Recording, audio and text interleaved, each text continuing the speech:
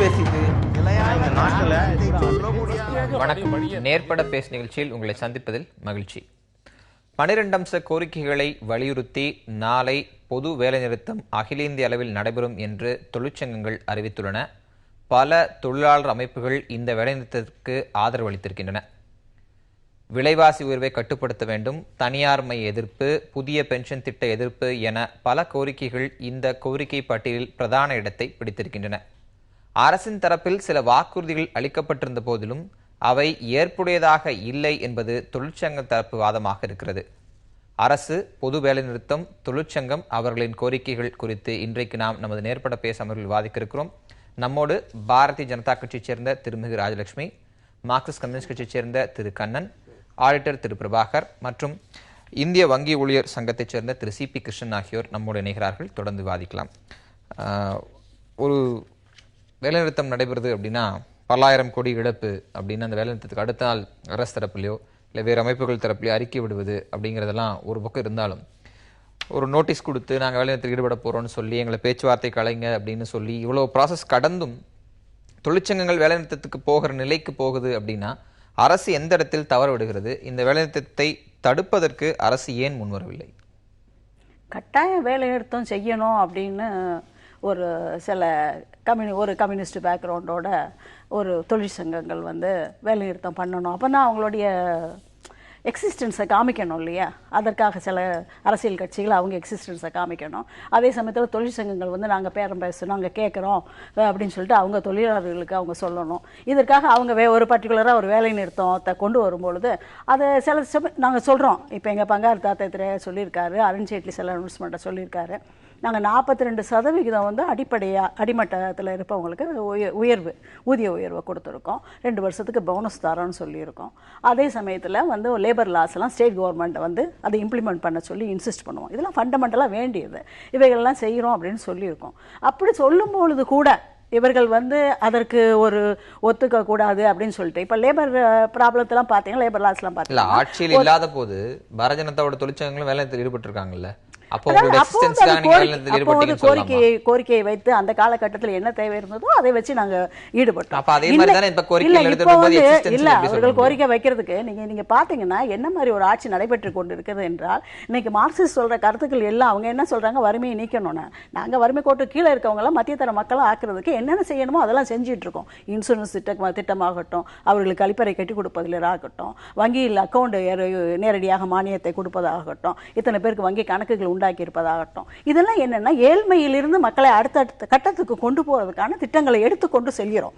அப்போ இருக்கும்பொழுது மற்றவங்க அதுக்கு கொஞ்சம் நாங்களுக்கு ஈடு கொடுத்து நல்லதை பண்ணணும். இவங்க என்ன சொல்றாங்கன்னா, அந்த அமைப்பு சாரா தொழிலாளர்கள் அன்ஆர்கனைஸ் செக்டாருக்கு நாங்க சப்போர்ட் பண்றோம்னு. 70% மேல அன்ஆர்கனைஸ் செக்டார் இந்தியாவில் இருக்காங்க. சைனால 50% இருக்காங்க. அவங்களையும் அங்கேயும் ஒன்றும் மார்க்சிஸ்ட் ஒன்றும் பண்ணல. நம்ம 70% நம்ம இருக்கிறவங்களுக்கு மீதி செக்டார்லாம் இருக்காங்க. இப்போ கவர்மெண்ட்ல இருக்கவங்க குறைச்சல் செக்டார் இதுதான். நம்ம அரசு ஊழியரோ வங்கியிலேயோ போனஸ் வாங்கிட்டு எல்டிசி வாங்கிட்டு கம்ஃபர்டபுளாக ஒரு டிஏ அலவன்ஸ் எல்லாம் வாங்கிட்டு நம்ம அதை குறை சொல்லலை. அவங்களுடைய உழைப்பு தேவைதான், அவங்களோட உழைப்புக்கு ஏற்ற ஊதியம் தேவைதான். ஆனால் இப்படி இருக்கிறவர்கள் தெருவுக்கு ஒரு போராடும் பொழுது எப்பவும் கண்டினியூஸாக ஒரு அசஸ்மெண்ட் இருக்கு, பே ரிவிஷன் இருக்கு, எல்லாம் இருக்கும் பொழுது அந்த அனாமலிஸ்லாம் கூட சரி பண்ண படிக்கிறது. ஸோ அப்படி இருக்கும்போது அந்த மாதிரி ஒரு ரவுண்ட் டேபிள் உட்கார்ந்து அவங்க வைக்கணுமே தவிர, அதே சமயத்தில் இந்த மாதிரி தெருவுக்கு பேச்சுவார்த்தைக்கே ஒரு குறிப்பிட்ட சங்கத்தை தான் கூப்பிடுவோம், மற்ற சங்கங்களை கூப்பிட மாட்டோம்னு சொல்லும்போது வேற தானே ஒரே ஆப்ஷன் அவங்களுக்கு. அதாவது இது வேலை நிறுத்தம் பண்ண வேண்டும், அவங்களுடைய இதைய பொட்டன்ஷியலை காமிக்கணும் அப்படின்னு ஒரு சங்கத்தோட மட்டும்தான் நாங்க பேச்சுவார்த்தைக்கு அழைப்போம், மற்ற சங்கங்களை அழைக்க மாட்டோம் சொல்லும். அப்படி அருண்ஜேட்லியோ எங்க தாத்தா திரையோ ஒரு தடவையும் சொல்லல.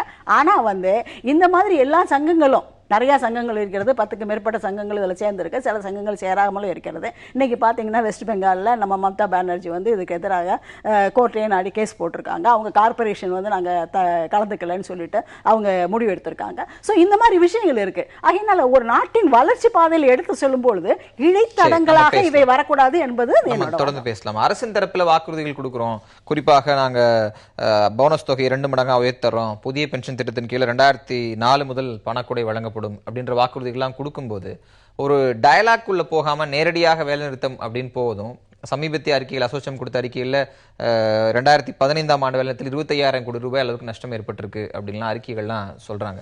அப்படி ஒரு சூழ்நிலை இந்த வேலை நிறுத்தம் உங்களுடைய எக்ஸிஸ்டன்ஸுக்காக, எஸ்டாப்ளிஷ்மெண்ட்டுக்காக நீங்க பயன்படுத்தக்கூடிய ஒரு ஆயுதமா? 25,000 கோடி இழப்பு ஏற்பட்டதில் தொழிலாளர்கள் அவர்கள் இழந்திருக்கக்கூடிய வருவாயும் உள்ளடங்கும். அந்த வகையை தான் கணக்கில் எடுக்கணும். ஏன்னா தொழிலாளர், ஒரு தொழிலாளி தான் சம்பாதிக்கக்கூடிய, அவர் அமைப்பு சாரா தொழிலாளியாக, உடல் உழைப்பு தொழிலாளியாக இருந்து வேலைநிறுத்தத்தில் பங்கெடுக்கிறார் அப்படின்னு சொன்னால் குறைந்தபட்சம் 300 ரூபாயிலிருந்து 500 ரூபாய் அவர் இழக்கிறார். அதே மாதிரி அமைப்பு சார்ந்த தொழிலில் ஈடுபடக்கூடிய ஒரு வங்கி ஊழியரோ அல்லது இன்சூரன்ஸ் ஊழியரோ அல்லது அரசு ஊழியரோ அல்லது ஆலை தொழிலாளியோ போராட்டத்தில் பங்கெடுக்கிறார் என்று சொன்னால் 1000 ரூபாயிலிருந்து 1500, 2000 ரூபாய் வரையிலும் இழக்கிறார். இதை இழப்பதற்கு சம்மதித்து ஒருவர் போராட்டத்தில் பங்கெடுக்கிறார் என்று சொன்னால் இந்த தொகையை விட அவர் சந்திக்கிற தாக்குதல் அதிகம். அப்படிங்கிறதுனால தான் அவர் அதை ஏற்று அந்த வேலை நிறுத்தத்துக்கு போகிறார். அரசு என்ன சொல்லுதுன்னா, நீங்க சொன்ன மாதிரி அப்படி ஒன்றும் இப்போ 2015 ஸ்ட்ரைக்கின் போதே, ஸ்ட்ரைக் முடிந்த பின்னரே போனஸ் 2 ஆண்டுகளுக்கு உச்சவரம்பை சற்று தளர்த்துறோம் என்று தான் சொல்லியிருக்கிறாங்க. உச்சவரம்பை நீக்கலை. நீங்க போனஸை பொறுத்தவரை தமிழ்நாட்டில், இந்தியாவில் அரசுகள் கொடுத்திருக்கக்கூடிய சலுகை, கார்ப்பரேட் நிறுவனங்களுக்கு கொடுத்திருக்கக்கூடிய சலுகை 5.5 லட்சம் கோடி ரூபாய் பெர் இயர் கொடுக்குறாங்க. ஆனால் போனஸ் ஒரு எம்ப்ளாயிக்கு 3500 ரூபாய் தான் சீலிங் இருந்தது. அதுவரை இருக்கக்கூடியவருக்கு போனஸ் கிடைக்கும். இல்லைன்னா எக்ஸ்கிரேசியாங்கிற பேரில், கருணை தொகைங்கிற பேரில் கொஞ்சம் கொடுத்துட்டு இருந்தாங்க. இப்போ இந்த வேலை நிறுத்தத்துக்கு பிறகுதான் இந்த அரசு அதை தளர்த்துவதற்கு சம்மதிச்சிருக்காங்க. 7000 ரூபாயாக உயர்த்துவதற்கும், மேக்சிமம் சம்பளத்தை 10,000 ரூபாயிலிருந்து 21,000 ரூபாயாக உயர்த்துவதற்கும் சம்மதிச்சிருக்கிறாங்களே ஒழிய அது இன்னும் முழுமையான அமலுக்கு வரல. கோர்ட்டில் பல்வேறு விஷயங்கள் தாக்குதல் கோர்ட்டில் நிலுவையில் இருக்கு. ஒன்று. ரெண்டாவது, இவர்கள் உயர்த்துவதாக சொல்லியிருக்கக்கூடிய குறைந்தபட்ச சம்பளம் 350 ரூபாயாக சொல்றாங்க. இங்க ஒரு கான்ட்ராக்ட் தொழிலாளிக்கு கொடுக்கக்கூடிய சம்பளம் 26 நாட்களுக்கு கால்குலேட் பண்ணா 9,100 ரூபாய் தான் வருது. இந்த தொகையை வைத்து இன்றைக்கு இருக்கிற விலைவாசியில் சென்னை போன்ற பெருநகரங்களில் வாழ்வது எவ்வளவு சிரமம், அல்லது செமி அர்பன் ஏரியாவில் வாழ்வது எவ்வளவு சிரமம் என்பது எல்லோருக்கும் தெரியும். விலைவாசியை கட்டுப்படுத்துவது என்கிற கொள்கையை அரசு எடுக்கணும். இந்த வேலை நிறுத்தத்தை அறிவிச்சு நாளைக்கு நடக்க போற சூழல்ல நேற்று இரவு மத்திய அரசு பெட்ரோல் விலையை உயர்த்திருக்கு, 3 ரூபாய் உயர்த்திருக்கு. இது மிகப்பெரிய தாக்குதலை, விலைவாசி உயர்வை அரசு கொண்டு வந்துட்டு இருக்கக்கூடிய கனெக்ட் மேலதான் எனக்கு ஒரு கேள்வி இருக்கு. பொதுவாக தொழிற்சங்கங்கள் ஒரு போராட்டத்தில் இருக்கிறாங்க அப்படின்னா அவர்கள் சார்ந்த கோரிக்கைகளாக இருக்கும். ஆனா நீங்க விலைவாசி உயர்வு அப்படிங்கறது ஒரு பிரதான கோரிக்கையாக ஏன்? அதுதானே தொழிலாளியை பாடாப்படுத்துது. விலைவாசி உயர்வு வீட்டு வாடகைப்படுத்துது, எலக்ட்ரிசிட்டி பில்ல இது பண்ணுது, பஸ் கட்டணத்தை உயர்த்துது, வேறு சில நுகர்வு பொருட்களை உயர்த்துது. இவை அனைத்தும் தொழிலாளியை பாதிக்கிற காரணத்தினால்தான் குறைந்தபட்ச சம்பளம் என்பதை உயர்த்தணும். நீங்க என்ன கேட்கறேன்னா, நம்முடைய நாட்டில் அரசியல்வாதிகள் அப்படியான ஒரு விவாதத்தை நடத்துவதில்லை. அமெரிக்காவில் குடியரசு கட்சியா இருந்தாலும் சரி, ஜனநாயக கட்சியா இருந்தாலும் சரி, அவர்கள் தேர்தலை சந்திக்கணும்னு சொன்னா குறைந்தபட்ச சம்பளத்தை பெர் அவர் $15 மாற்றுவோம் என்று ஹிலாரி கிளின்டன் பேசுறார், ட்ரம்ப் பேசுறார், முன்னாடி இருந்த அந்த பெர்னி சாண்டர்ஸ் பேசுறார். எல்லாரும் பேச வேண்டிய நிலைமை வருது. அதே மாதிரி ஜெர்மன்ல ஒரு அரசு தன்னுடைய வாக்குறுதியாக தேர்தலுக்கு வாக்குறுதி கொடுக்கக்கூடிய நேரத்தில் அவர்கள் சொல்லக்கூடிய விஷயம் பெர் அவர் €8 தருவதாக சொல்லுகிறார்கள். இப்படி எல்லாம் நீங்க வேலை நாடுகளில் இருக்கக்கூடிய அந்த நடைமுறையை இந்தியாவில் நாம் விவாதிப்பதில்லை. எந்த அரசியல் கட்சியும் அதற்கு விவாதிப்பதற்கு தயாரில்லை. கம்யூனிஸ்ட் கட்சிகள் இதை பேசுவதனால் இதுல என்ன இருத்தல் இருக்குது? இது அத்தியாவசிய தேவை. கம்யூனிஸ்ட் கட்சி இதை பேசுவதனால கம்யூனிஸ்டுகள் உண்மையில் உழைக்கும் மக்களுக்காக குரல் கொடுத்து கொண்டிருக்கிறார்கள் என்பதை சொல்றோம். இன்னொரு விஷயம் மேடம் சொன்னாங்க, 70% அன்ஆர்கனைஸ்டு சொன்னாங்க. இல்ல, இந்தியாவை பொறுத்தவரை கடந்த 20 ஆண்டுகளில் உயர்ந்து 94% அன்ஆர்கனைஸ்டு எம்ப்ளாயா இருக்காங்க. அன்றாடம் காட்சிகளா இருக்காங்க. வேலைக்கு போனா காசு, அடுப்பு எரியும், இல்லைன்னா இல்ல, வார லீவ் இல்ல, மெட்டர்னிட்டி லீவ் இல்ல, வேற எந்த லீவும் இல்ல, சிக் லீவ் இல்ல, சுனாமி வந்தாலும் சரி, புயல் அடித்தாலும் சரி, வெள்ளம் வந்தாலும் சரி, இவை அனைத்தும் இந்த அன்ஆர்கனைஸ்டு தொழிலாளிக்கு எந்த சமூக பாதுகாப்பும் நம்முடைய நாட்டில் இல்லை. அது போராடி, தொழிற்சங்கங்கள் போராடிய பிறகுதான் வாரியங்கள் அமைக்கப்பட்டது. தமிழ்நாடு மாதிரி சில மாநிலங்களில் இருக்க ஒழிய நாடு முழுவதும் இல்லை. இப்படி பல பிரச்சனைகள் இருக்குங்கிறத போராட வேண்டியது. முதலாளிகளுக்கு ஆதரவாக நிற்கிறது அரசின் கொள்கைகள், அதனால அது நேரடியாக தொழிலாளர்களை பாதிக்கிறது அப்படிங்கிற ஒரு வாதம் தொழிற்சங்கங்கள் தரப்பில் தொடர்ச்சியாக வைக்கப்படுது. கண்ணன் கூட 5.5 லட்சம் கோடி ரூபாய் கார்பரேட்டில் வரக்கூடிய நிதியும் தொழிலாளர்களுக்கு தரக்கூடிய போனஸையும் ஒப்பிட்டு சொன்னாரு. அப்படி என்றால் இந்த கொள்கைகள் முழுக்க முழுக்க முதலாளிகளுக்கு ஆதரவான கொள்கைகளாகத்தான் இருக்கிறதா? அது எந்த அரசாக இருந்தாலும், பர்டிகுலரா இந்த அரசு இல்லை, பர்டிகுலராக இந்த அரசுன்னு கேட்கச்சேயே உங்களுடைய இந்த விவாதம் எந்த திசைக்கு போக போகிறது என்பதை எடுத்து காட்டுகிறது. எந்த அரசா இருந்தாலும் தொழிலாளிகளுக்கு சார்பாகவும் தான் வேலை செய்கிறார்கள். சில சட்டங்களை அவங்க ஏற்ற வேண்டிய கட்டாயத்திலும் இருக்கிறார்கள். இப்போ நாளையோட ஸ்ட்ரைக்கை பற்றி நீங்கள் இப்போ பேச ஆரம்பிச்சோம். நம்ம இன்றைக்கி செப்டம்பர் 2 நாளைக்கு ஸ்ட்ரைக்குன்னா இதுவும் கிட்டத்தட்ட போன செப்டம்பர் 2 2015 ஒரு ஸ்ட்ரைக் பண்ணிவிட்டு இந்த அதுக்கு ஒரு நினைவு நாள் கொண்டாடுற மாதிரி செப்டம்பர் 2015 இனிமேல் வருஷம் செப்டம்பர் 2 ஒரு ஸ்ட்ரைக் டேனே வச்சுக்கலாம் போல இருக்கு இவங்க. That's what is they are going to be doing. Now இப்போ நீங்கள் யோசிச்சிங்கன்னா இது எவ்வளோ தூரத்துக்கு இது லீகல், எவ்வளோ தூரத்துக்கு ஒரு இல்லீகல் பார்க்கலாம். இந்த ஸ்ட்ரைக் ஆர் இந்த பந்தே ஒரு சட்ட விரோதமான ஒரு பந்துன்றது தான் என்னுடைய கருத்து. என்னோட கருத்து இல்லை, இது உச்ச நீதிமன்றத்தில் திரு டி.கே. ரங்கராஜன் போட்ட வழக்கில் இந்த டெஸ்மா ப்ராப்ளம் வந்தது தமிழ்நாட்டில். அப்போ டி.கே. ரங்கராஜன் கேஸ் போட்டார், சுப்ரீம் கோர்ட் வரைக்கும் போய் அவங்க என்ன சொல்றாங்க, வேலை நிறுத்தம் செய்ய அரசு ஊழியர்களுக்கு உரிமை இல்லை, நியாயமான காரணங்களுக்காகவோ நியாயமற்ற காரணங்களுக்காகவோ செய்யப்படும் வேலை நிறுத்தம் என்பதை நியாயப்படுத்தவே முடியாது. எந்தவித வேலை நிறுத்தத்தாலும் பாதிக்கப்படுவது சமூகமும் மக்களும் தான். வேலை நிறுத்தம் என்பதை ஒரு அடிப்படை உரிமை என்றே வைத்துக் கொண்டாலும் கூட ஒரு குறிப்பிட்ட சாராரின் அடிப்படை உரிமை என்பது ஒட்டுமொத்த மக்களின் அடிப்படை உரிமைக்கு அடங்கியதுதான். எந்த ஒரு அரசியல் கட்சியோ சங்கமோ நாடு முழுவதும் வணிகத்தையோ தொழில்துறைகளையோ ஸ்தம்பிக்க வைக்க உரிமை கோர முடியாது. வேலை நிறுத்தம் என்ற ஆயுதம் தவறாக பயன்படுத்தக்கூடிய சாத்தியக்கூறுகள் மிக அதிகம். எத்தனையோ தருணங்களில் பொது சொத்துக்கள் சேதப்படுத்தப்படுகின்றன. அதனால் பொதுமக்களின் அதிருப்திக்கும் மனக்கசப்புக்கும் ஆளாகின்றன. இவ்வளவு அழகான ஜட்ஜ்மெண்ட் யார் கொடுத்தாரு? ஒரு 2 பெஞ்ச் டிவிஷன் பெஞ்ச் சொன்ன பிறகு அந்த வேலை நீக்கத்தின் ஈடுபட்ட அரசு ஊழியர்களை மீண்டும் பணியில் எடுக்க வேண்டும் என்கிற விஷயத்தையும் நீதிமன்றம் கடைசியா சொல்லி கவர்மெண்ட் ஒத்துண்டதாக இல்ல. ஒரு நிமிஷம், தீர்ப்பு அட்டார்னி ஜெனரல் ஒத்துண்டார். அப்போ Tamil Nadu government they agreed to take back all the dismissed employees. அதனால அதையும் சொன்னாங்க இல்ல. பட் இதனோட கருத்துக்களை நீங்க பார்க்கணும்.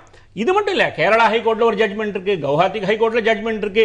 இது பேசிக்கலி ஸ்ட்ரைக் பண்ணக்கூடாது, இந்த பந்து ஒரு இப்போ இவங்க ஸ்ட்ரைக் பண்ணக்கூடாது, பந்த் பண்ணக்கூடாதுன்னா ஒன்னும் முடிக்கல. நான் அந்த வார்த்தை அந்த இது பண்ணக்கூடாதுன்ற இவ்வளவு விஷயம் சொன்னால் கூட சில நியாயமான காரணங்களுக்கு இவங்க ஸ்ட்ரைக் பண்றது தவிர்க்க முடியாத ஒரு காரணங்களாக இருக்கலாம், அது தவிர்க்க முடியாத ஒரு விஷயமா இருக்கலாம்.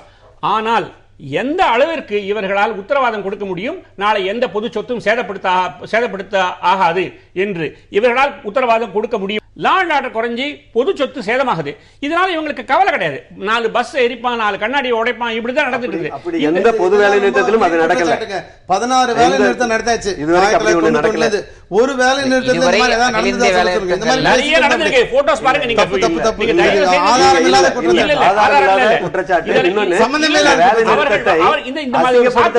நீங்க சொல்றீங்க நீங்க ஃபேக்ட் அண்ட் ஃபிகர்ல நீங்க சொல்லுங்க, நாங்க ஏத்துக்கிறோம். ஃபேக்ட் அண்ட் ஃபிகர்ல சொல்லுங்க, நாங்க ஏத்துக்கிறோம். ஸ்ட்ரைக் பண்றவங்க பண்ணனும்னு சொல்லலாம். இதை ஒரு சாக்காக வைத்துக் கொண்டு இதுவரைக்கும் நடந்ததே இல்ல. ஒரு சாக்காக வைத்துக் சமூக விரோதிகள் பண்றாங்க, அதை கட்டுப்படுத்த வேண்டிய காவல்துறை கடமை தானே. ஆல் இந்தியால இதையே பண்ணிட்டு இருந்தா இங்க கண்ணெதிர்க்க கொலை பண்ணிட்டு போனாங்க. ஒண்ணும் பண்ண முடியல.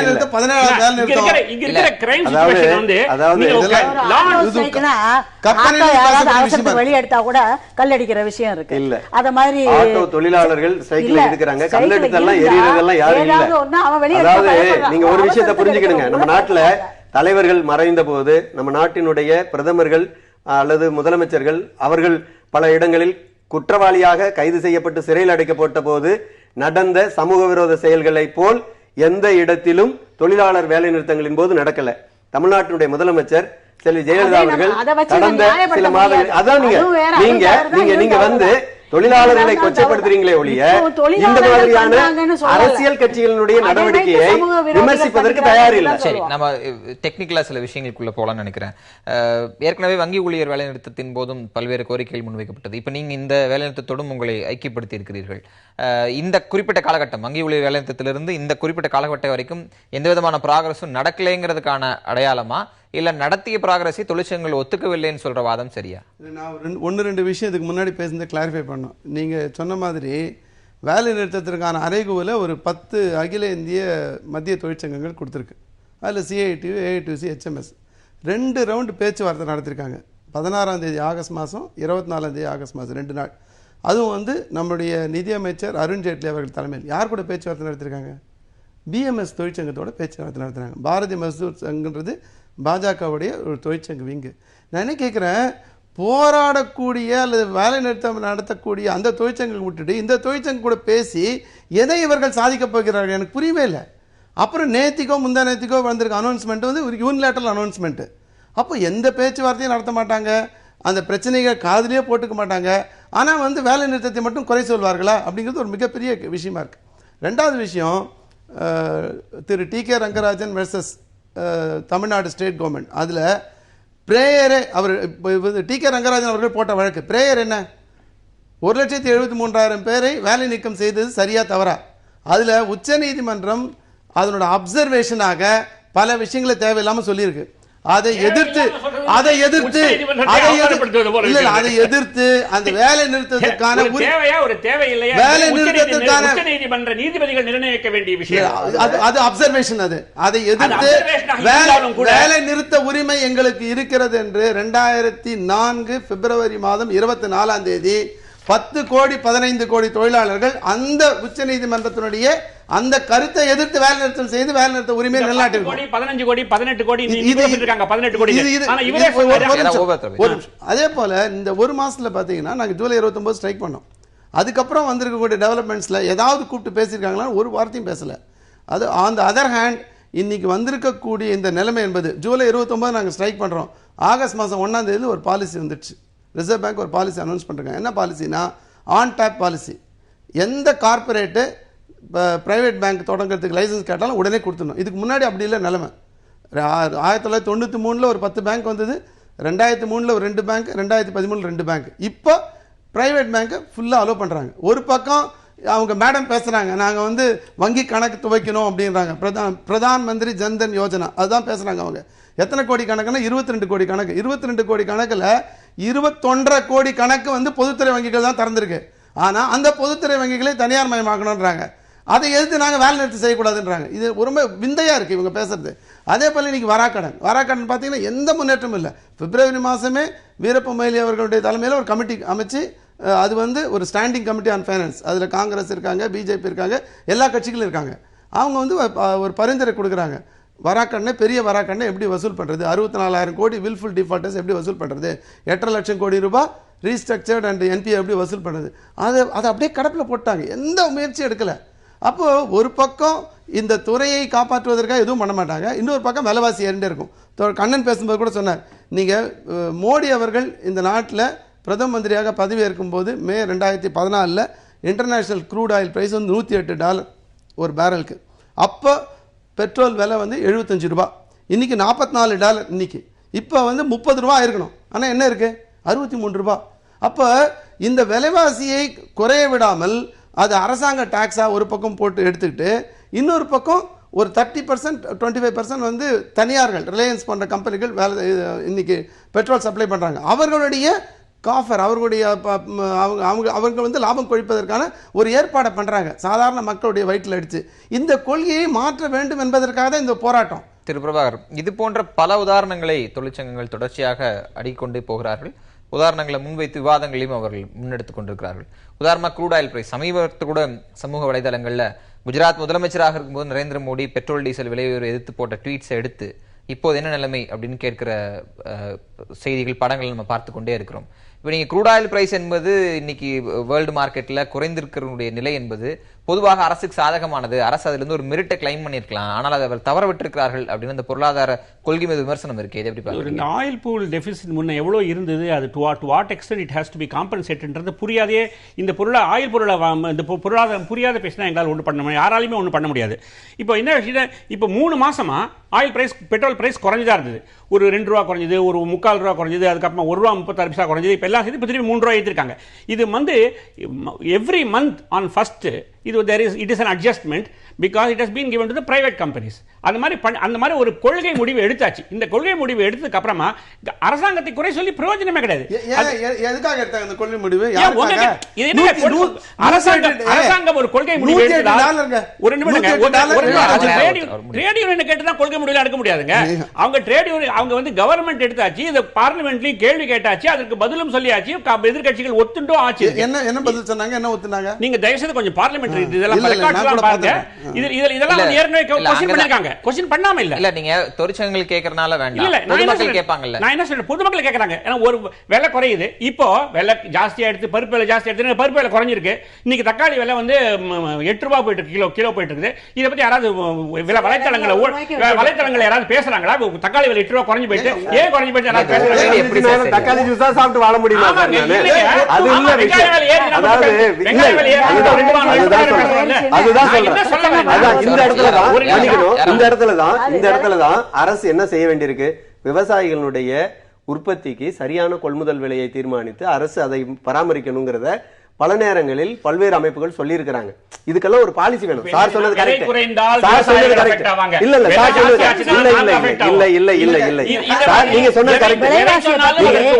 நீங்க சார் சொல்றதுல நான் வந்து எந்த இதுல உடன்படுறேன்னா கொஞ்சம் நீங்க தயவு செஞ்சு கன்சிடர் பண்ணுங்க ப்ளீஸ். அதாவது கொள்கையை பெட்ரோலியம் நிறுவனங்களிடத்தில் எண்ணெய் விலையை தீர்மானிப்பதற்கு அரசு தீர்மானிக்குது.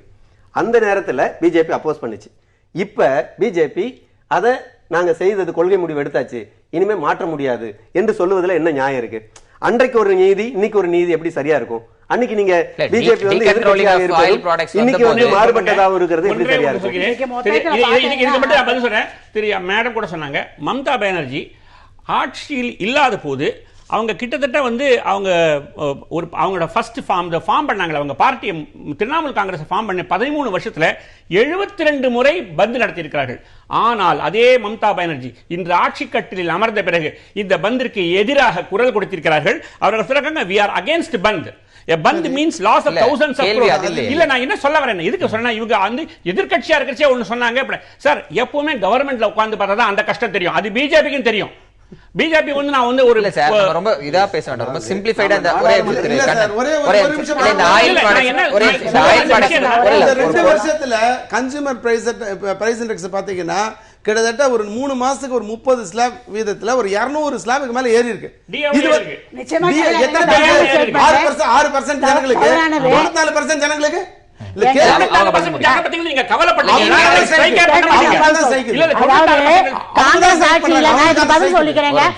காங்கிரஸ் ஆட்சியில 11%, 12% இருந்த விலைவாசி இன்னைக்கு வந்து 6%, 7%க்குள்ளதான் இருக்கு. இன்னைக்கு தான் அதாவது 0.8 தான் வந்து wholesale price. Consumer price index பாருங்க, ஹோல்சேல் பிரைஸ் இண்டெக்ஸ் அரசு வெளியிட்டிருக்கக்கூடிய புள்ளிவிவரங்கள்ல பிரைஸ் இண்டெக்ஸ் டீடைல் வந்து மாறுபட்டு இருக்கு. நீங்க சொல்றதுல இருந்து மாறுபட்டு இருக்கு.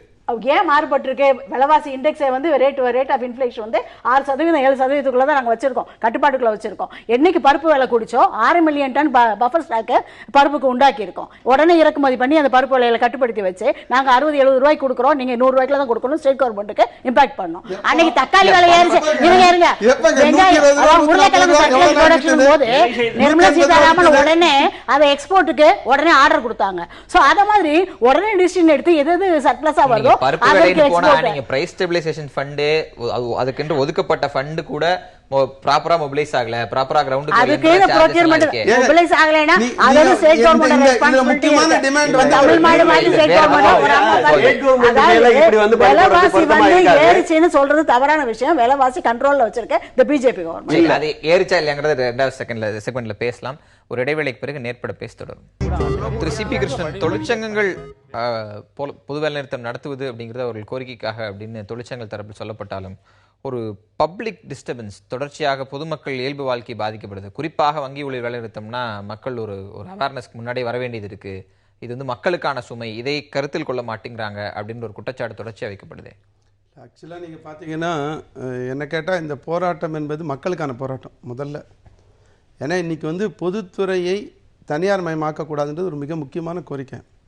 எல்லா பொதுத்துறையும் தனியார் மயமாக்குவதற்கான எல்லா முயற்சிகளும் செய்கிறாங்க. இன்றைக்கி ரயில்வேல தண்டவாளம் வந்து கவர்மெண்ட் போடும், தனியார் ட்ரெயின் ஓடுறதுக்கான ஏற்பாடு இருக்குது.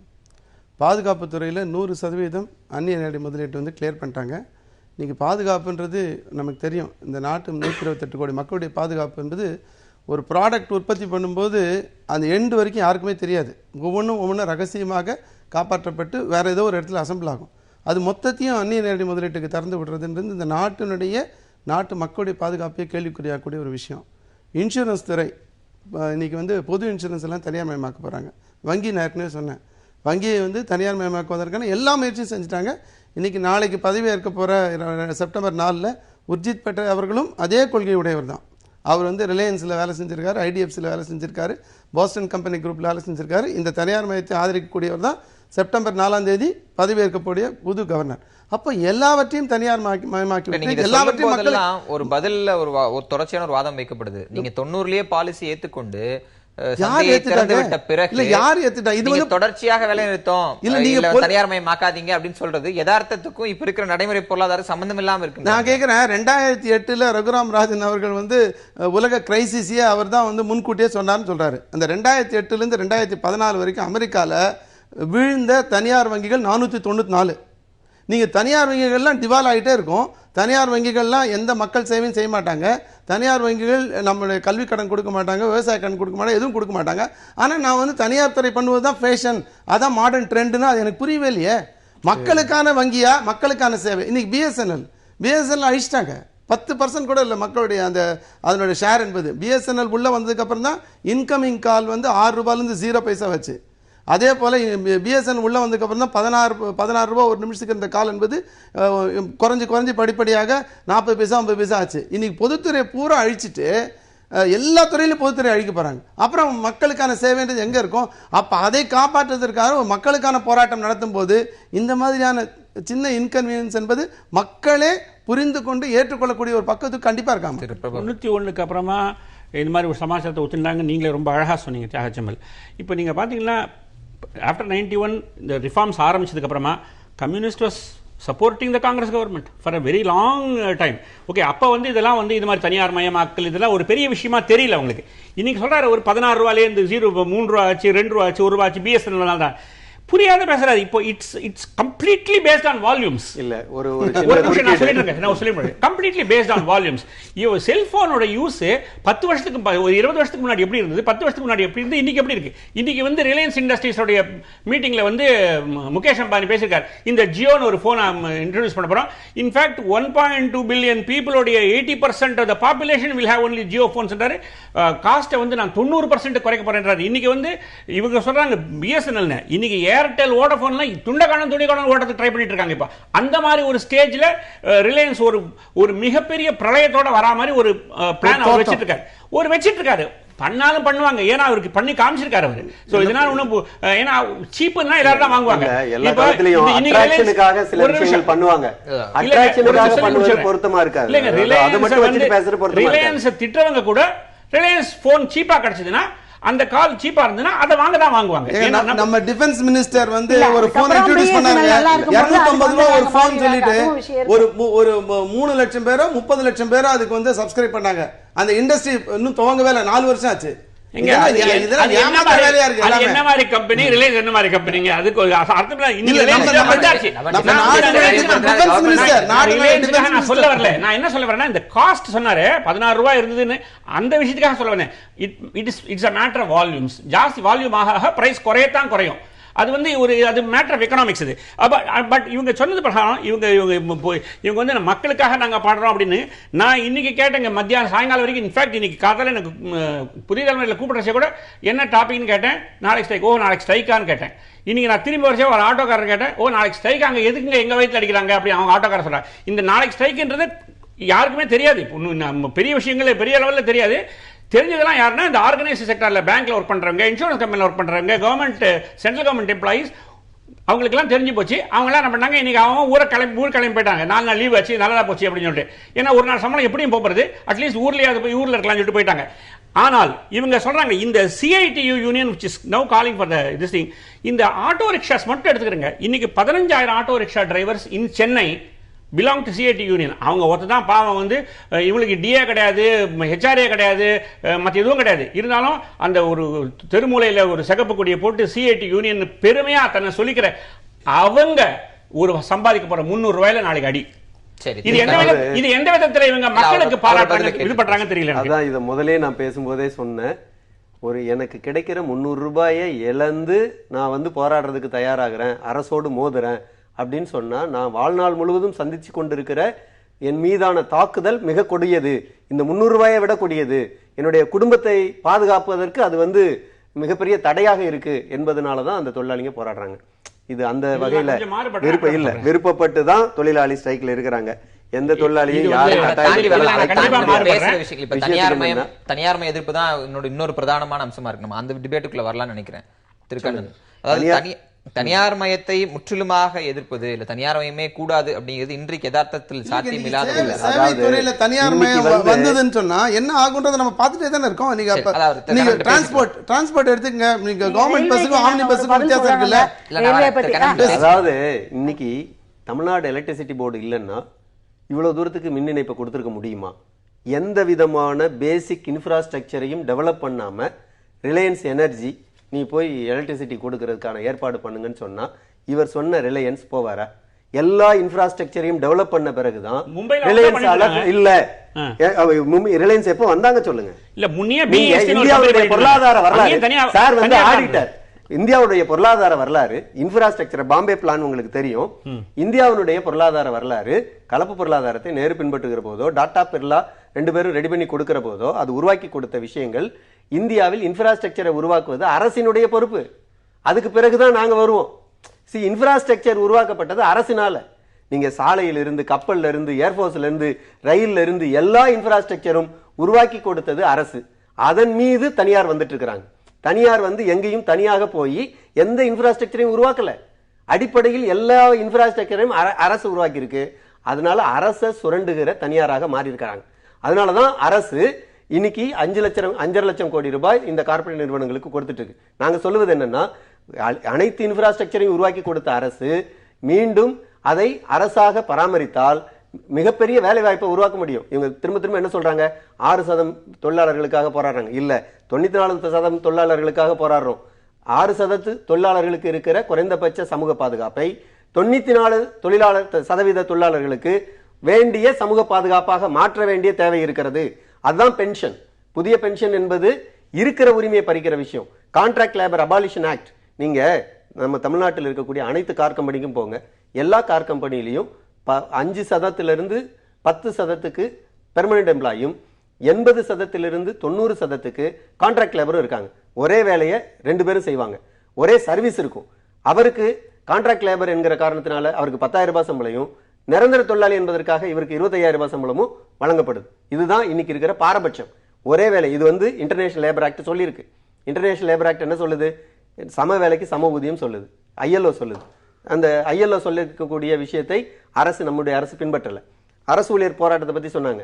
கன்வென்ஷன் நம்பர் 88 1947 நிறைவேற்றப்பட்ட அந்த சட்டம் இன்னைக்கு வரைக்கும் இந்தியா போன்ற நாடுகளால் அமலாக்கப்படல.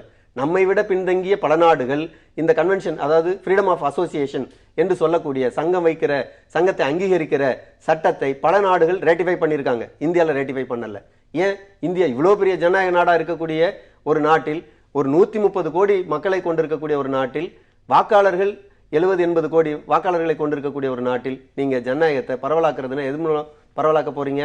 அப்ப நீங்க வந்து ஃப்ரீடம் ஆஃப் அசோசியேஷனுக்கான ரேட்டிபிகேஷன் ஒப்புதல் கொடுப்பதில் நம்முடைய அரசுக்கு எங்க தடை இருக்காது? காங்கிரஸா பிஜேபியா என்பதல்ல. இங்க கம்யூனிஸ்டுகள் வந்து காங்கிரஸை நீண்ட காலம் ஆதரிச்சாங்கன்னாங்க. மன்மோகன் சிங் என்ன சொன்னார் பார்லிமெண்ட்ல? நான் நல்லா நீங்க நினைவில் வச்சுக்கோங்க. 2008 ஜூலை மாதம் 22ஆம் தேதி மன்மோகன் சிங் அவருடைய நாடாளுமன்ற உரையை தயவு செஞ்சு போய் பாருங்க. என்ன கம்யூனிஸ்டுகள் அடிமையாக வைத்திருந்தார்கள் என்று சொன்னாரா இல்லையா? ஏன் சொன்னாரு? நாங்க கூட இருந்த காலத்தில் அந்த அளவுக்கு மூக்கநாங்கயிறு போட்டு நிறுத்தி வைத்தோம். அவங்களுடைய பொருளாதார கொள்கையினுடைய முதலாளித்துவ ஆதரவு பொருளாதார கொள்கையை பேச நாங்க வந்து தடுத்து வைத்தோம். அந்த சக்தி எங்களுக்கு இருந்தது. இன்னைக்கு அது இல்ல. அதனுடைய விளைவு தான் இவ்வளவு மோசமாக போயிட்டு இருக்கு. அப்ப இதெல்லாம் உண்மையை புரிந்து கொண்டு செயலாற்றணும் அப்படிங்கறத எங்களுடைய தனியார் மயம். இது ஒரு முக்கியமான ஆஸ்பெக்ட். அதை தாண்டி புதிய பென்ஷன் திட்டம் அப்படிங்கிறதும் இது அதிகமான எதிர்ப்பு அறிமுகப்படுத்தப்பட்ட நிலையிலிருந்து தொடர்ச்சியான எதிர்ப்பு இருந்தது. ஆனா இதில் போதிய பேச்சுவார்த்தைகளை இதுவரை அரசு முன்னெடுத்ததாகவே எங்கேயுமே இல்லையே.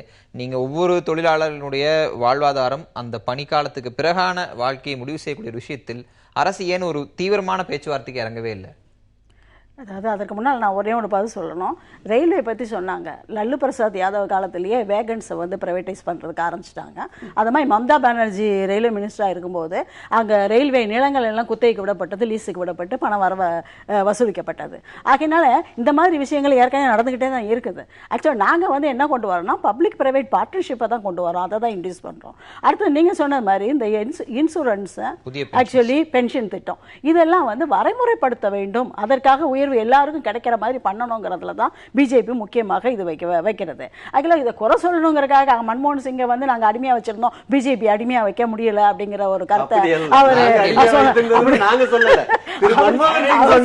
அவர் சொன்னார் அப்படின்னு. மன்மோகன் சிங் வந்து எங்க பொம்மை முதலமைச்சராக பேசாத ஒரு பிரைம் மினிஸ்டராக இருந்தாருங்கிறது நமக்கு எல்லாருக்கும். ஆனா முதல்ல ஒரு சில காலங்கள் வந்து இவங்களுடைய வாய்ஸ் ஜாஸ்தியா இருக்கும்போது சில திட்டங்களை இவங்க மினிமம் நீட்ஸ் எல்லாம் கொண்டு வந்து வச்சிருந்தாங்க.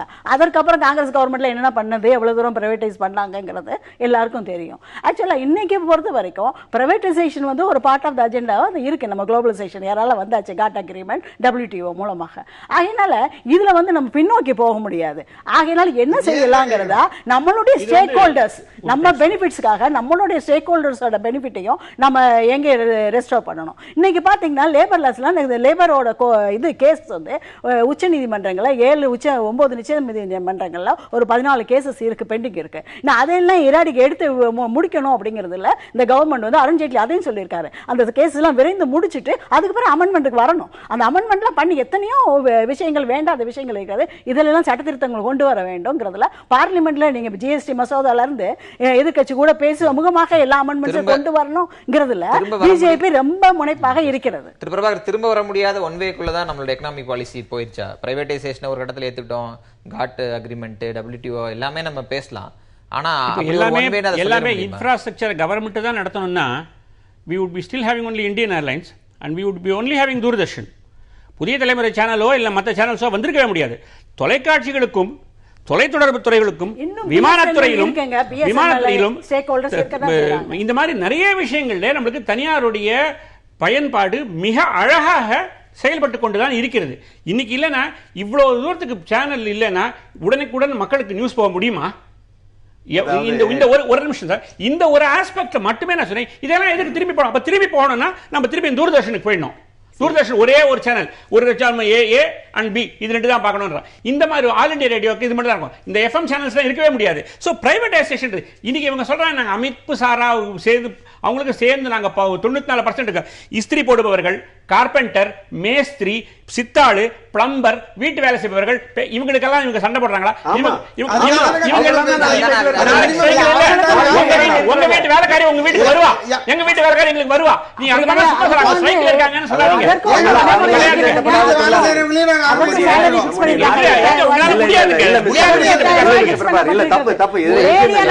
மாநகரங்களிலே வீட்டு வேலை செய்யும் தொழிலாளர்களுக்கு சங்கம் இருக்கு. நீங்க சில விஷயம் புரிந்து கொள்ளுங்க. அதாவது இஷ்டப்பட்டு செய்றாங்க இல்ல, கஷ்டப்பட்டு தான் அந்த ஸ்ட்ரைக்ல பார்ட்டிசிபேட் பண்ணிக்கிறாங்க. எனக்கு இன்று பொருளாதார கஷ்டத்தை சந்திச்சு அவங்க போராட்டத்துல பங்கேற்கிறாங்க. இருந்தாலும் இந்த ஸ்ட்ரைக் எனக்கு இஷ்டம் இல்லை. நான் என்ன சொல்றேன், இப்ப இவங்க ஸ்ட்ரைக் சொல்றாங்க, இவங்க என்ன பண்ணட்டும்? இவங்க எல்லாரும் வந்து அவங்க ஆபீஸ்க்கு போய் 10 to 5 இருந்து வேலை செய்யாம இருக்கட்டும். அது ஸ்ட்ரைக்.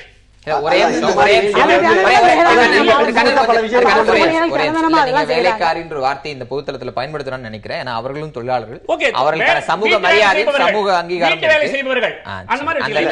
என்ன விஷயம்னா, வீட்டு வேலை செய்யக்கூடிய பெண்கள், ஆண்கள் அல்லது பல்வேறு தொழில் செய்யக்கூடிய, குடி தொழில் செய்யக்கூடிய, அதாவது காலங்காலமா இந்த சமூகத்தில் இருக்கக்கூடிய அந்த மாதிரியான வேலைகளை செய்யக்கூடிய தொழிலாளர்கள் உள்ளிட்டு நாளைக்கு வேலை நிறுத்தத்தில் பங்கெடுக்கிறாங்க. ஆனா எல்லாரும் இல்லை.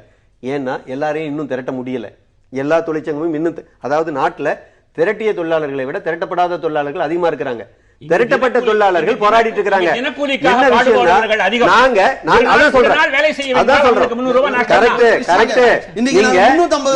அதாவது வேலை நிறுத்தம்னு வரும்போது மட்டும் எல்லா காலத்திலும் நம்முடைய ஆடிட்டர் பிரபாகர் சார் மாதிரியான ஆட்கள் என்ன சொல்றாங்கன்னா, அமைப்பு சார்ந்தவங்களுக்கு பேசுறீங்க, அமைப்பு சாராதவங்களுக்கு பேச மாட்டேன்றீங்க. இல்ல, எல்லா காலத்திலும் பேசிட்டு இருக்கோம். அமைப்பு சாராதவர்கள் இன்னைக்கு தங்களுடைய கோரிக்கையை எம்பவர் பண்ணியிருக்கிறாங்க. ஆட்டோ தொழிலாளியிலிருந்து பல்வேறு விதமான உடல் உழைப்பு தொழிலாளர்கள் தங்களை ஆற்றல் படுத்தி இருக்கிறாங்க அப்படின்னு சொன்னா, தொழிற்சங்கங்கள் அவர்களை உரிய வகையில கொண்டு வந்திருக்கீங்க. அரசு செய்யல, ஏன் தனியார் செய்யல? நீங்க எல்லா விஷயத்துக்கும் தனியார் சொல்றீங்களா? எங்கேயாவது ஒரு இடத்துல தனியார் தனிநபர்களை எம்பவர் பண்ணுவதற்கான ஏற்பாட்டை ஏன் செய்யல? அங்க லாபம் கிடைக்காது சார். நாங்க தனியாரே கூடாதுன்னு சொல்ல, லாபம் கிடைக்கிறதுக்கு மட்டும்தான் போறாங்க. மினிமம் வேஜஸ் ஆக்ட் இப்ப நம்ம என்ன சொல்றோம், 18,000 ரூபாய் என்ன சொல்றோம்? மினிமம் வேஜஸ் ஆக்டை மாற்றணும்னு சொல்றோம். இப்போ நம்ம சட்டப்படி குறைந்தபட்சமாக 18,000 ரூபாய் மாதம் கொடுக்க வேண்டும் என்று மத்திய அரசாங்கம் சட்டம் போட்டு அதை மாநில அரசாங்கங்கள் அமல்படுத்தினா கண்டிப்பாக அது மாறுமா மாறாதா? இன்னைக்கு என்ன சொல்றாங்க, 350 ரூபாய் அதுவும் வந்து 9,800 ரூபாய், அதுவும் மினிமம் வேஜஸ் ஆக்டில் எந்த மாற்றமும் இல்லாமல் அது ஒரு அட்வைசரி நோட்டாக இதுவாக போடுவோன்றாங்க. அது யாருக்கு பிரயோஜனம்? இன்னைக்கு போட்ட சட்டங்களே அமலாகாத சூழ்நிலையில் ஒரு சட்டமாக போட வேண்டும் என்பது இப்போ யாருக்கான கோரிக்கை? அது ஆர்கனைஸ் லேபருக்கான கோரிக்கையா? அன்ஆர்கனைஸ் லேபருக்கான கோரிக்கை தான் அது. அணித்திரட்ட ரெண்டாவது விஷயம், இவர் சொன்னார் நீங்கள் கம்யூனிஸ்டுக்கு ஆதரிச்சாங்கன்னு. 4 வருஷம் 2004லேருந்து 2008 வரைக்கும் வாஜ்பாய் அரசாங்கத்தில் என்னவெல்லாம் இந்த புதிய பொருளாதார கொள்கையை அமுல்படுத்துவதற்கு செய்யப்பட்டது, அதில் பல மாற்றங்களை கொண்டிருக்கோம். உதாரணத்துக்கு பார்ட்டிசிபேட்டரி நோட்டு. இன்னைக்கு வந்து யார் வேணா ஊர் பேர் தெரியாதவங்கலாம் கொள்ளை அடிச்சுட்டு போகிறதுக்கான பங்கு மார்க்கெட்டில் ஒரு ஏற்பாடு இருந்தது. இந்த கேவைசி நாம்ஸ்ன்னு சொல்லுவோம். ஒரு சேவிங்ஸ் பேங்க் அக்கௌண்ட் ஓப்பன் பண்ணால் கூட ஒன்று தெரிஞ்சுக்கணும்னு. ஆனால் அது கூட இல்லாத அது வந்து தடை பண்ணப்பட்டிருக்கு. ஆன்லைன் ட்ரேடிங் இல்ல 2004லேருந்து 2008 கிடையாது. 2004லேருந்து 2008 கிடையாது. நீங்க வரலாறு எடுத்து பாருங்க. அதே போல online trading on food products வந்து இந்த காலகட்டத்தில் தடுக்கப்பட்டது. ஃபுட் ப்ராடக்ட்ஸ் வந்து ஆன்லைன் ட்ரேடிங்ல தடுக்கப்பட்டது இந்த காலகட்டத்தில். அதே மாதிரி டிஸ்இன்வெஸ்ட்மெண்ட் மினிஸ்ட்ரி அருண் ஷோரியை வச்சு பண்ணாங்க. 2004லேருந்து 2008 தடுக்கப்பட்டது. பின்னாடி தான் வருது இதெல்லாம். விஷயம் என்னன்னு சொன்னா, இடதுசாரிகளும் இந்த நாட்டில் இருக்கக்கூடிய தொழிலாளி வர்க்கமும் அவருடைய இன்ஃப்ளூயன்ஸ் என்பது அதிகமாக இருக்கும்போது, அவருடைய செல்வாக்கு அதிகமாக இருக்கும்போது மக்களுக்கான பல விஷயங்களை பண்ண முடியுது. அப்பதான் 100 நாள் வேலை திட்டம் வருது, அப்பதான் ரைட் இன்ஃபர்மேஷன் ஆக்ட் வருது, அப்பதான் டொமஸ்டிக் வயலன்ஸ் பிரிவென்ஷன் ஆக்ட் வருது, அப்பதான் ஆதிவாசி வருது. இதெல்லாம் வருது. இல்ல நான் கொத்தடிமையாக இருந்தேன்னு சொல்லக்கூடிய மன்மோகன் சிங் நிச்சயமா அதை கழி எடுத்துக்க முடியாது. ஏன்னா அந்த காலகட்டத்தில் இதெல்லாம் வந்தது. இப்ப முடியாது, நியாயமா எடுத்துக்க முடியாது. நான் தானே கொத்தடிமையா இருந்தேன்னு சொல்றாரு அவரு. ஆனா வாஜ்பாய் அரசாங்கம் போட்ட அந்த பாதையில் தான் இன்றைக்கு மோடி அரசாங்கம் வெகு வேகமாக சென்று இறுதி கருத்து கேட்க நேரத்தில் இருக்கு. அதனால இறுதி கருத்து எடுத்து உங்களுக்கு 12 அம்ச கோரிக்கை தான் இருக்கு. இந்த 12 அம்ச கோரிக்கையில எங்கேயும் பெருசா அன்ஆர்கனைஸ்ட் லேபர் பத்தி அவங்க பேசல. ஒரே ஒரு இடத்துல மட்டும் அவங்க சொல்லிருக்காங்க, universal social security cover for all workers. இந்த ஒரு ஆஸ்பெக்ட் தவிர இவங்க 12 அம்ச கோரிக்கையில இவங்க அதை பத்தி பேசவே இல்லை. ரொம்ப அது இவங்க பேசினதெல்லாம் pro employer labour law amendments யாருக்கு? ஆர்கனைஸ் லேபர் தானே. இப்போ லேபர் லா அமெண்ட்மெண்ட்ஸ் வரக்கூடாதுன்னா இப்போ வந்து ஃபேக்டரிஸ் ஆக்ட் 1948 68 வருஷம் ஆச்சு. ஒர்க்மேன் காம்பன்சேஷன் ஆக்ட் 93 வருஷம் ஆச்சு. இண்டஸ்ட்ரியல் டிஸ்பியூட் ஆக்ட் 69 வருஷம் ஆச்சு. இஎஸ்ஐ ஆக்ட் வந்து 68 வருஷம் ஆச்சு. பேமெண்ட் ஆஃப் வேஜஸ் ஆக்ட் 80 வருஷம் ஆச்சு. இந்த லேபர் லாலாம் ரேஷனலைஸ் பண்ணலாம் பண்ணக்கூடாது. இது பண்ணி தான் எல்லாம் பண்ணணும். ரேஷனலைசேஷன் எல்லாத்தையும் தூக்கி போடுறதா? வேணா அப்படி சொல்லி ரேஷனலைசேஷன் இல்லையே. அதுக்கு இங்கிலீஷ்க்கு அது அர்த்தம் இல்ல. ரேஷனலைசேஷன் தூக்கி போடுறதுக்கு அர்த்தம் இல்ல. எனக்கு தெரிஞ்ச வரைக்கும் நீங்களா கற்பனை பண்ணி பதில் சொல்ல முடியாது. ஆனால் இந்த லேபர் லாஸ் இவ்வளவு வருஷம் ஆர்கே கிளாஸ் கிட்டத்தட்ட வந்து பிரிட்டிஷ்காரன் போட்ட சட்டங்கள் எல்லாம் அதையெல்லாம் ஒரு மாற்றம் கொண்டு வர வேண்டும். அது என்ன மாற்றம் என்று தெரியாமலேயே உடனே அதை எதிர்க்க வேண்டும். ஏன்னா அரசாங்கம் எந்த அரசாங்கம் சார் இது வந்து கம்யூனிஸ்ட் இருக்க வரைக்கும் தான் நாங்க நல்லதெல்லாம் கொண்டு வந்தோம் அப்படி சொல்லாங்களே. அந்த மாதிரி ஒரு சஜஷன் இருந்ததுன்னா இவங்களை வந்து இந்த கண்ட்ரி வந்து அவங்கள வந்து ஆட்சிக்கு கொண்டு வந்திருக்கணும். இவங்க என்னைக்குமே ஆட்சிக்கு கொண்டு வரல சென்ட்ரல் கவர்மெண்ட்ல. என்ன விஷயம்னா இன்னைக்கு லேபர் லா ரிஃபார்ம்ஸ் வரும்போது அதாவது 40 பேர் அந்த பவர் இல்ல 20 பேர் பவர் இல்லாம இந்த மாதிரி கம்பெனிகளுக்கு, அதே போல ஸ்டார்ட் அப் கம்பெனிகளுக்கெல்லாம் அடிப்படையான 9 சட்டங்கள் 14 சட்டங்கள் பொருந்தாதுன்னு சொல்றாங்க. இப்போ அதுதான் வரப்போகுது. அப்படி வந்ததுன்னு சொன்னா ஏற்கனவே இருக்கக்கூடிய கொஞ்ச நஞ்ச பாதுகாப்பும் போயிடும். இப்போ ஒரு டிஃபென்சிவ் ஸ்ட்ரகிள்ல தான் இந்த வேலை நிறுத்தம் என்பது நடக்கிறது. இது அன்ஆர்கனைஸ்டையும் உள்ள கவர் பண்ணும். அன்ஆர்கனைஸ்டையும் கவர் பண்றதுக்கான ஒரு ஏற்பாடு தான். கண்ணன், உங்களுடைய இறுதி கருத்து. அதாவது இந்த வேலை நிறுத்தம் என்பது ஏற்கனவே நான் குறிப்பிட்ட மாதிரி 94% அன்ஆர்கனைஸ்ட் ஒர்க்கருக்கான வேலை நிறுத்தம் தான். அதுல டிமாண்ட் இல்ல, சமூக பாதுகாப்பு ஒரு கோரிக்கை தான் இருக்கு. அதுல வந்து ஒரு தொகுப்பு நிதியை உருவாக்கணும்னு சொல்லியிருக்கோம். இன்னைக்கு அன்ஆர்கனைஸ்ட் எம்ப்ளாய்க்கு 26 நாள் வேலைக்கு போனா சம்பளம், அவங்களுக்கு எந்த வகையிலும் எந்த விதமான சோசியல் செக்யூரிட்டியும் கிடையாது. இது மாதிரியான விஷயங்களை சரி செய்வதற்கு சமூக பாதுகாப்பு என்று சொல்லக்கூடிய அந்த ஒரு குறைந்தபட்ச நடவடிக்கை மத்திய அரசு அதற்காக ஒரு தொகுப்பு நிதியை உருவாக்கினால் ஆல்மோஸ்ட் பாதி கோரிக்கைகள் தீர்ந்துடும். அந்த 94% உழைக்கும் மக்களுக்கு கிடைக்க வேண்டிய பல நன்மைகள் கிடைச்சிடும். ரெண்டாவது, அன்ஆர்கனைஸ்டில் கான்ட்ராக்ட் லேபர் அபாலிஷன் ஆக்ட், அதை வந்து முறையாக அமலாக்கணும்னு சொல்றோம். அது முறையாக அமலாகினால் அவர்களுக்கு இன்னைக்கு அன்ஆர்கனைஸ்ட்ல இருக்கிற ஒரு குறிப்பிடத்தக்க எண்ணிக்கையில் கான்ட்ராக்ட் லேபர் இருக்கிறாங்க. அதுவும் இடம்பெயர்ந்த தொழிலாளர்கள் இருக்கிறாங்க, பெண்கள் இருக்கிறாங்க, குழந்தைகள் இருக்கிறாங்க. இவர்களுக்கான விஷயங்களை எல்லாம் அந்த கான்ட்ராக்ட் லேபர் அபாலிஷன் ஆக்ட் முறையாக அமலாக்கினால் இந்த பிரச்சனைகள் தீரும். மூணாவது விஷயம், குறைந்தபட்சம் 18,000 ரூபாய் அப்படிங்கிற விஷயத்தின் மூலமாக சரியாகும். எல்லாத்துக்கும் மேல அன்ஆர்கனைஸ்டுக்கு இருக்கிற மிக முக்கியமான கோரிக்கை விலைவாசியை கட்டுப்படுத்த வேண்டும் என்பது. அதுதான் இந்த 12 அம்ச கோரிக்கையினுடைய முதல் கோரிக்கை. எனவே விலைவாசியை கட்டுப்படுத்துவது என்பது இந்தியாவில் இருக்கக்கூடிய உழைக்கும் மக்கள் அத்துணை பேருக்குமாக பொருந்தக்கூடிய கோரிக்கை. அந்த வகையில் இந்த வேலை நிறுத்தம் மக்களுக்கான வேலை நிறுத்தம் என்பதை தான் நான் சொல்ல வரேன். உங்களுடைய இறுதி கருத்து? அது இந்த வேலை நிறுத்தம் வந்து இந்த காலகட்டத்தில் ஒரு தேவையில்லாத ஒன்று. என்னென்னா இந்த விநாயகர் சதுர்த்தி அப்போ அந்த ஆர்டிசன்ஸ்லாம் அஃபெக்ட் ஆவாங்க, அவங்க விற்பனை பொருளாக விற்க முடியாது. ஸோ இந்த மாதிரி 4 நாள் தொடர்ந்து லீவ் வருதுங்கிற மாதிரி ஒரு வெக்கேஷனுக்கு போகிற மாதிரி ஒரு வேலை நிறுத்தம் டேட் அனௌன்ஸ் பண்ணியிருக்காங்களான்னு கூட நம்ம நினைக்க வேண்டியிருக்கு. ஆனால் அரசானது, பிஜேபிக்கு அரசானது மக்களுக்கான அரசு, மக்களுக்கான பென்ஷன் திட்டம் கொண்டு வந்திருக்கு. இன்சூரன்ஸில் ₹1 கொடுத்தா மாதம் எல்லாருக்கும் இன்சூரன்ஸ் கொண்டு ஒரு திட்டம் கொண்டு வந்திருக்கோம். இதுக்கு மேலே ஒரு சமூக பாதுகாப்புக்காக ஒருத்தர் ஒரு திட்டங்கள் கொண்டு வர்றதே சாத்தியம் இல்லைன்னு. எல்லா விஷயங்களும் பிரைவேட்டைசேஷன் சொல்கிறோமே தவிர அந்த அளவுக்கு பிரைவேட்டைசேஷனும் ஒரு பாதுகாப்பானதாக தான் கொண்டு வரோம், காம்படிட்டிவாக தான் கொண்டு வரோம். ஆகையினால இவையெல்லாம் மக்களுடைய வருமானத்தை ஏற்றுவதற்கு ஒரு பக்கம், அதே சமயத்தில் எல்லா சமூக நீதியை பாதுகாப்பதற்காகவும் இருக்கிறது. ஆகையினால் இவர்கள் இந்த காலகட்டத்தில் இன்னைக்கு போய் நாளைக்கு போய் ஒரு வேலைநிறுத்தம் கொண்டு வருவது, ஒரு பந்தை கொண்டு வருவது தேவையில்லாததுன்னு நினைக்கிறேன். அதுவே உங்களுக்கு கருத்தை எடுத்துக்கிறேன். நாளை வேலைநிறுத்தம் தொழிற்சங்கங்கள் தரப்பில் ஒரு கருத்தும் அரசு தரப்பில் தொடர்ச்சியாக ஒரு கருத்தும் சொல்லப்படுகிறது. நாளை தினம் இந்த வேலைநிறுத்தம் எந்த அளவிற்கு மக்கள் களம் சென்றிருக்கிறது என்பது குறித்து பார்க்கலாம். அது குறித்தும் அடுத்தடுத்த விவாதங்களில் விவாதிப்போம். இந்த நிகழ்ச்சி கலந்து அனைவருக்கும் நன்றி. மீண்டும் ஒரு நேர்பட பேசாமல் சந்திக்கலாம்.